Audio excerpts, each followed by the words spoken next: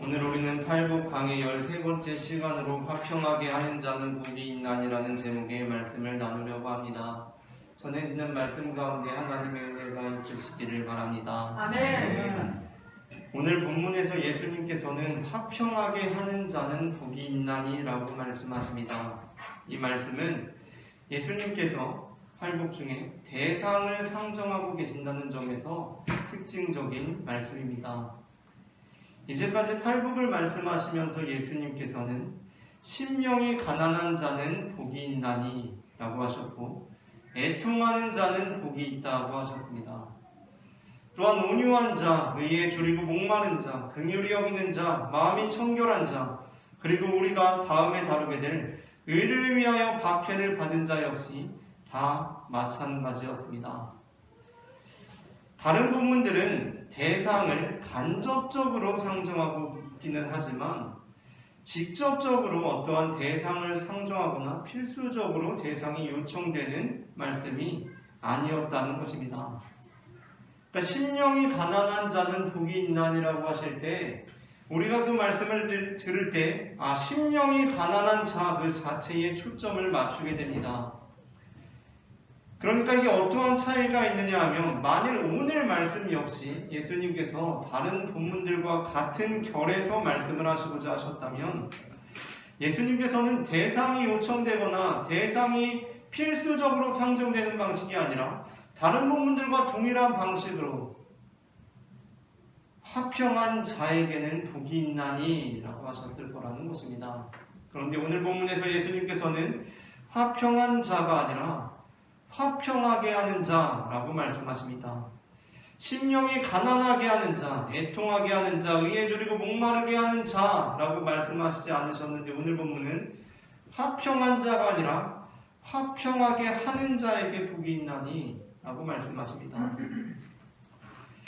예수님께서는 화평한 자에게 복이 있다고 하시지 않으셨습니다. 예수님께서는 화평하게 하는 자에게 복이 있다라고 하십니다. 이것이 전제로 하고 있는 것, 그것이 무엇입니까? 화평하게 하는 자라는 표현은 화평하지 못한 상황을 전제하고 있습니다. 여기서 예수님께서 말씀하신 화평이라는 단어는 우리에게 익숙한 구약의 샬롬이라는 것이나 또 신약의 에이레네라는 단어입니다. 화평 또는 평화, 평안, 평강, 이러한 말씀들을 모두 뜻하는 표현입니다. 영어로는 이 화평, 샬롬, 에이레네라는 것이 피스로 번역이 주로 되고 있습니다. 물론 우리가 평안한 것 자체는 매우 복된 일입니다. 예수님께서는 우리에게 평안을 주시러 오셨습니다.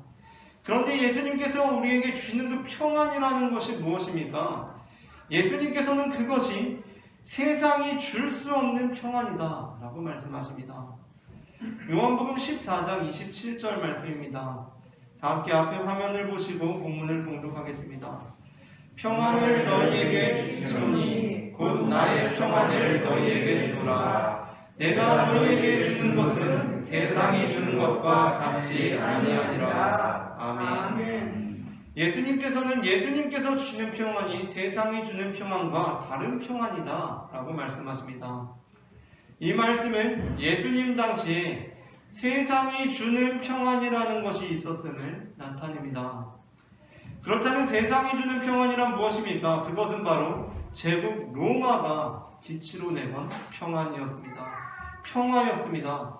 로마는 제국을 이루는 데 있어서 평화를 이룬다는 명목을 제국의 기치로 내걸었습니다. 물론 로마가 제국을 이룰 수 있었던 이유가 지배하는 나라들에 대해서 관용 정책을 펼쳤기 때문이기도 합니다. 그러나 그럼에도 불구하고 로마 제국이 이룬 평화는 어떠한 평화입니까? 군사력과 무력으로 이루어진 평화였습니다. 아무도 찍소리 하나 하지 못합니다. 평화롭습니다. 왜 그렇습니까? 군인들이 있기 때문입니다. 로마가 있기 때문입니다. 칼을 찬 군인들이 있는데 어떻게 평화가 이루어지지 않을 수 있겠습니까? 거기에는 지배하는 자들이 있고 지배당하는 자들이 있습니다. 억누르는 자들이 있고 억눌린 자들이 있습니다.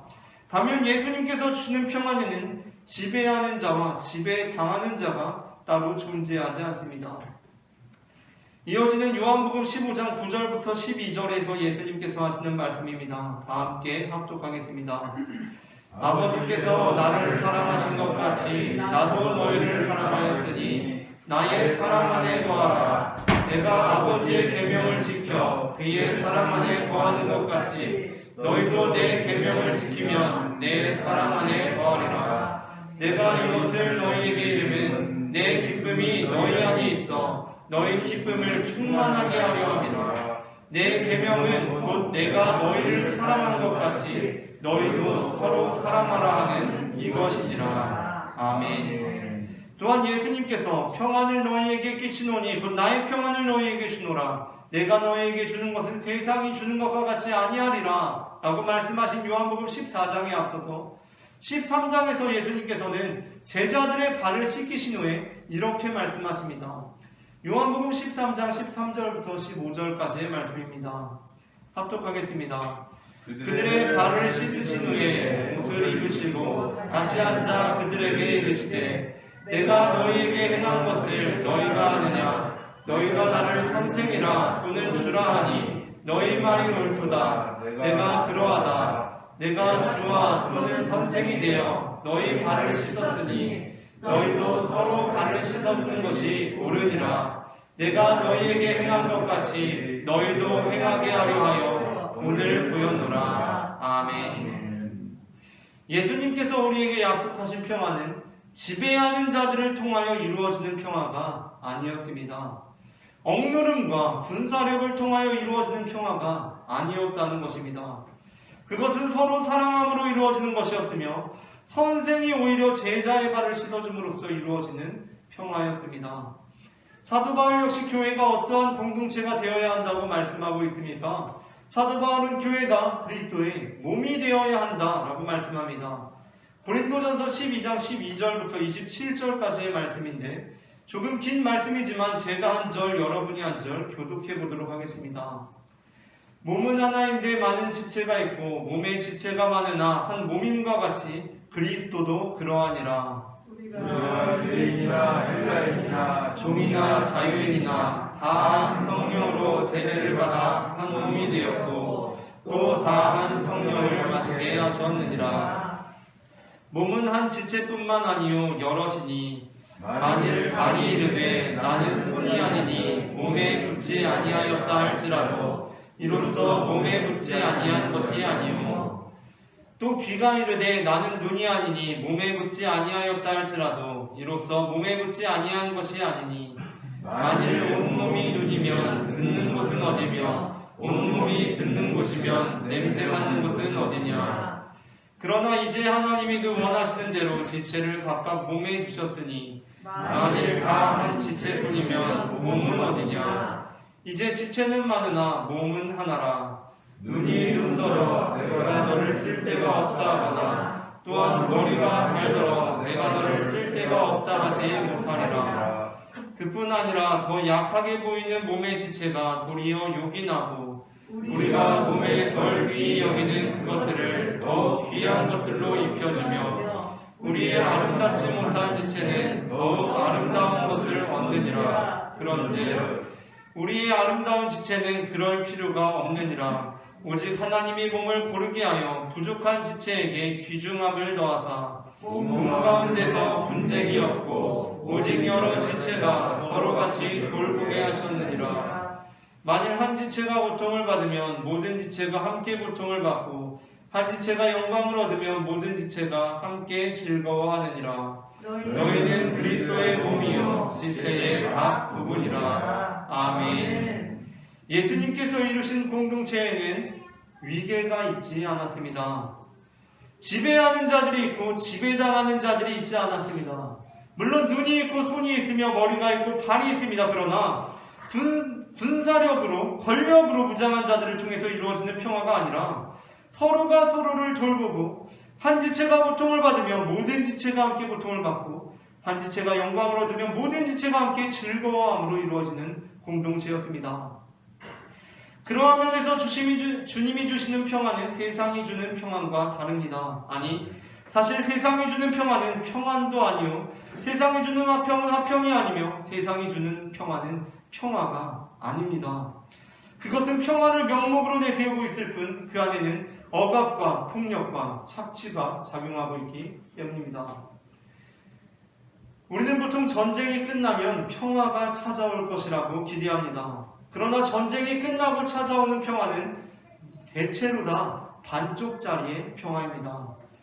왜냐하면 대부분의 전쟁은 무슨 어린아이들이 친구끼리 벌이다가 싸움을 벌이고 나서 싸우고 나서 다시 화해하고 예전처럼 친하게 지내는 것이 아니라 전쟁이 끝나고 나면 승자와 패자가 확연하게 나오기 때문입니다. 무슨 어린아이들 싸움처럼 치고받고 싸운 다음에 다시 예전처럼 친하게 지내는 게 아닙니다. 전쟁이 끝나면 승자와 패자가 나옵니다. 전쟁이 끝나면 승전국이 있고 패전국이 있습니다. 그 이야기는 전쟁이 끝나고 승전국에는 이제 평화가 시작되었을지 모르지만 패전국에는 이제 전쟁보다 더 비참한 생활이 시작되었다는 것을 의미합니다. 물론 패전국에서도 어떤 이들은 그래도 이제 삶이 전쟁 때보다는 낫다라고 여길지도 모르겠습니다. 그것을 승전국이자 로마가 지배국이 된 로마가 조장한 것이었습니다. 우리의 품 안에서 너희는 평화로울 수가 있다라는 것입니다. 하지만 그것은 진정한 평화라고 할 수 없습니다. 그러므로 예수님께서 말씀하신 이 화평하게 하는 자는 복이 있나니라는 말씀은 화평을 말씀하시지만 그 안에 검을 품고 있는 말씀입니다. 화평하게 하는 자들이 엄연히 존재하고 있는데 우리가 화평하게 하는 자들이 되어야 한다라고 말씀하시기 때문입니다. 이것은 오히려 어떤 이들에게는 화평을 깨는 말씀으로 들릴 수도 있습니다. 사도 바울은 편지를 쓸 때 하나님 아버지와 주 예수 그리스도의 은혜와 평강이 너희에게 있을지어다 라고 자주 쓰곤 했습니다. 하나님 아버지와 주 예수 그리스도로부터 은혜와 평강이 너희에게 있을지어다. 우리가 성경을 읽다가 이 인사말을 읽으면 우리는 대체로 그냥 바울이 하나님 아버지와 주 예수 그리스도로부터 은혜와 평강이 우리에게 있기를 바라는구나. 우리가 평안하게 잘 지내기를 바라는구나. 역시 바울이 우리를 걱정해주고 있어 라고 생각하고 대수롭지 않게 넘어가곤 합니다. 하지만 이 편지를 받았던 데살로니가 교회, 고린도 교회, 갈라디아 교회, 빌립보 교회 등 모든 교회들은 바울의 이 편지를 받으면서 그냥 우리가 지금 받아들이는 것처럼 그렇게 쉽게 우리 잘 지내는지 걱정하네 라고 읽을 수가 없었습니다. 이들은 떨리는 손으로 그 편지를 받아 읽었을 것입니다. 그 이유는 사도 바울이 이 편지를 쓰면서 교회에 대하여 세상이 줄 수 없는 평화에 대해서 말씀한 것이었기 때문이었습니다. 요즘은 워낙 우리가 의사소통할 수 있는 방식이 간편해졌습니다. 사실 서로 소통을 하는 데 있어서 그렇다 보니까 격식이라는 것이 많이 사라졌습니다. 대부분의 사람들이 휴대폰을 가지고 있고 그것으로 손쉽게 전화를 걸고 문자나 메신저, 카톡, 이메일을 주고받습니다. 그렇다 보니 그러한 모든 것들의 격식을 차린다는 것 자체가 불필요한 에너지를 낭비하는 일이 되어버렸습니다. 용건만 서로 주고받는 것이 편합니다. 하지만 제가 어릴 때만 해도 손편지를 쓰는 일들이 종종 있었습니다. 그런데 그 편지를 쓰는 데에는 일정한 형식이라는 것이 있습니다.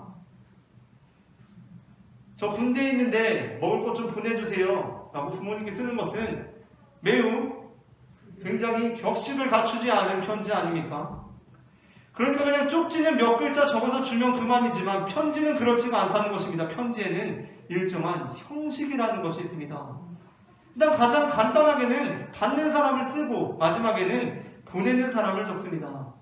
그리고 보통 시작 부분에는 받는 이 안부를 묻고 마치기 전에는 앞으로의 생활과 미래에 대한 축복을 씁니다. 이것이 정해진 형식입니다. 초대교회 당시에도 마찬가지로 편지를 쓰는 방식이 있었습니다. 바울의 편지를 읽어보신 분들은 그 편지의 방식에 매우 익숙할 것입니다. 어떻습니까? 그 방식의 대표적인 것으로는 먼저 보내는 사람, 자신 바울과 지금 함께 쓰고 있는 사람들에 대해서 소개를 합니다. 그리고 마치기 전에는 편지를 받는 공동체의 안부를 묻고 그 안에 축복을 담아냅니다. 그리고 편지에는 항상 인사말이 있습니다. 그 인사말로 사도 바울이 자주 쓰는 것이 바로 하나님 아버지와 주 예수 그리스도로부터 은혜와 평강이 너에게 있을지어다 라는 표현입니다. 하지만 이 인사말은 당시 그리스와 로마에서 일반적으로 사용하는 것과는 다른 표현이었습니다. 그러니까 우리가 보통 이웃들에게 인사를 나눈다면 우리는 어떻게 인사를 하겠습니까? 동네에서 인사를 나눌 때 우리는 안녕하세요 라고 인사하지 않습니까? 그냥 동네에서 오며 가면 안녕하세요, 안녕하시죠? 라고 인사하면 아무도 이상하게 생각 안 합니다. 그런데 우리가 만일 평안하시죠? 라고 인사한다면 아마도 이웃들은 우리의 어투가 조금 특이하다고 생각할 것입니다. 그런데 만일 우리가 샬롬이라고 인사한다면 어떻겠습니까? 우리의 이웃들은 상당히 당혹스러워할 것입니다. 그것은 일반적으로 하는 인사가 아니기 때문입니다. 우리의 이웃들은 그것에 상당히 당혹스러워합니다. 그것은 바로 오늘날 이 안녕하세요 라고 번역할 수 있는 카이레인이라는 표현을 그리스와 로마에서 편지를 쓸 때는 사용했다는 것입니다. 그리스와 로마의 사람들은 편지를 쓸 때 카이레인, 안녕하십니까? 라는 표현을 썼습니다. 그런데 사도 바울은 안녕하십니까? 카이레인이라고 인사하지 않고 카리스라는 은혜라는 표현을 사용하면서 거기서도 나아가서 에이레네라는 평화를 덧붙였습니다.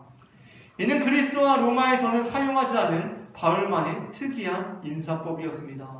우리로 치자면 우리가 샬롬 이렇게 인사하는 것입니다. 그러나 로마의 지배 아래 살고 있는 이들은 누구라도 이 인사에 매우 어색함을 느꼈을 것입니다. 왜냐하면 로마에서 편지를 쓸 때 주로 카이레인이라는 인사말을 쓰고 그 다음에 만약에 평화라는 말을 덧붙인다면 로마와 그리스에서는 팍스라는 표현을 썼을 것이기 때문입니다. 그러니까 제가 온유교회 단체 문자를 보낼 때 주로 어떻게 보내냐면 샬롬이라고 부릅니다. 샬롬이라고 부르는데 제가 샬롬이라고 보내는 것이 아니라 에이레네라는 표현을 썼다고 생각해 봅시다. 에이레네 역시 신약에서 사용하는 평화, 동일한 의미의 단어입니다. 그런데 에이레네라고 제가 보내면 여러분 어떻게 생각하시겠습니까? 에이레네? 이게 무슨 말이지? 목사님께서 왜 샬롬이라고 안 하고 에이레네라고 다른 말을 쓰지? 라고 생각하지 않겠습니까? 우리가 받아들이기에도 샬롬은 그냥 아무렇지 않게 받아들이게 되지만 에이레네라고 인사한 순간 사실 샬롬과 에이레네라는 표현이 똑같은 말임에도 불구하고 뭔가 어색하게 생각이 됩니다. 그런데 바울은 지금 그렇게 편지를 쓰고 있다는 것입니다. 하나님 아버지와 주 예수 그리스도로부터 은혜와 팍스가 아니라 은혜와 에이레네가 너희에게 있을지어다 라고 말입니다. 그렇다면 이 편지를 읽는 이들은 어떤 느낌을 받았겠습니까? 그냥 우리가 지금 바울의 서신을 읽는 것처럼 그냥 우리가 잘 지내냐고 물어보네가 아닙니다. 이것은 평화의 인사이지만 평화를 이루기 위한 어떤 싸움에 우리가 제대로 서 있는지를 묻고 있는 인사입니다. 당신은 팍스의 세상에 서 있습니까? 에이레네의 세상에 서 있습니까? 라고 묻고 있는 것입니다. 평화를 이루기 위한 어떠한 싸움에 우리가 제대로 서 있는지를 묻고 있는 인사입니다. 당신은 팍스, 세상이 주는 평안에 서 있습니까? 아니면 에이레네, 즉 하나님 아버지와 주 예수 그리스도로부터 오는 그 은혜와 평안, 에이레네에 서 있습니까? 라는 질문입니다. 그리스도인은 패전국의 사람들로서 폭력과 군사력에 의한 평화에 안주하며 살아가는 이들이 아닙니다. 오히려 그리스도인들은 다시 전쟁 이전의 그 평화를 도모하는 자들, 즉 화평하게 하는 자들입니다. 승자와 패자가 사라진 세상을 꿈꾼다는 것입니다. 그 길에는 싸움과 또다시 시작될 전쟁의 시기 역시 포함하고 있기 때문에 어떤 이들은 그것이 어떻게 평화를 도모하는 길인가 라고 질문할지도 모르겠습니다. 그러나 우리가 누리고자 하는 것은 세상이 주는 평안이 아니라 예수님께서 주시는 평안입니다. 그렇기 때문에 우리는 이 구조를 뒤집어서 다시 이제 내가 너를 지배하는 평안을 누리겠다는 것이 아닙니다. 예수님께서 우리에게 주신 평안은 서로 사랑하는 평안입니다. 선생이 되어서 제자의 발을 씻어주는 평안입니다. 서로 같이 돌보는 평안입니다. 그러한 의미에서 우리가 단순히 화평한 자들, 평안한 자들이 되는 것이 아니라 화평하게 하는 자들, 평화를 이루는 자들이 되기를 소망합니다. 아멘. 지금 우리가 혹시 어딘가에서 지배하는 위치에 있다면 우리는 예수님께서 제자들의 발을 씻기신 것처럼 우리의 기득권을 버림으로 화평하게 하는 자들이 되어야 할 것입니다. 그리고 우리가 어딘가에서 지배당하는 위치에 있다면 우리는 세상이 주는 그 평안에 속지 않고 다시 화평하게 하는 자들이 되어야 할 것입니다. 그 길은 화평을 추구하는 길임에도 불구하고 세상의 화평을 추구하는 길이 아니기 때문에 세상의 화평과의 전쟁이 불가피할 수도 있습니다. 그러나 그 길을 걷는 가운데 하나님 아버지와 주 예수 그리스도께서 주시는 은혜와 평강이 우리에게 있기를 소망합니다.